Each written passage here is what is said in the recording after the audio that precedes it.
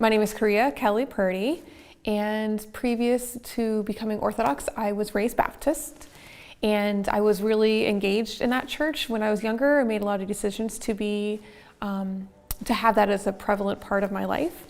And I always asked a lot of questions, why we did things certain ways, or just about like history, and I always wanted to know more, and sometimes those questions were answered, but oftentimes they were unanswered, and so it kept me asking those questions. So when it did come time for me to leave the church, it was a really hard decision because I did love the hymns and I loved the people, and it was part of my childhood that I was, and young adult that I was leaving behind.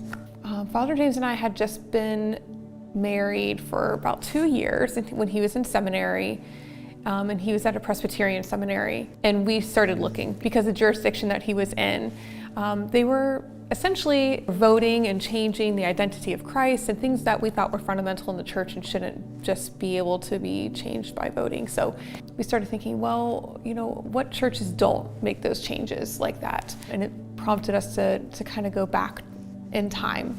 And we looked at a lot of different churches, and we found Orthodoxy because he had been introduced to who's now Bishop John Abdallah, and that was my first introduction, other than hearing about it in history class in high school. I had never had any other influence besides that. The church that we went to for the first time was just really welcoming, and we felt we belonged just because of the way the people embraced us.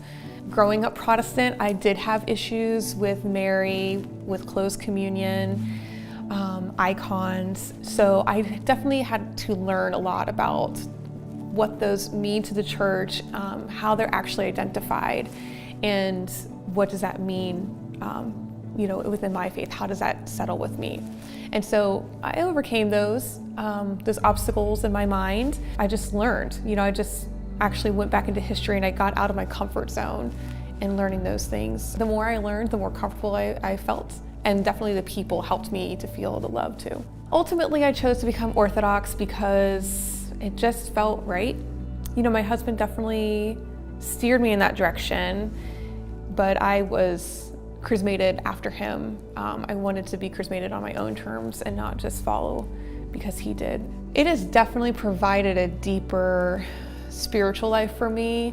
In the beginning, I thought it was going to be too ritualistic, but it's not. I have actually found that the prayers and the incense and the candles and the regular liturgical calendar have just created a sense of stability in my life and ways that I can instill a proper prayer life, focusing even my physical body towards my spiritual salvation.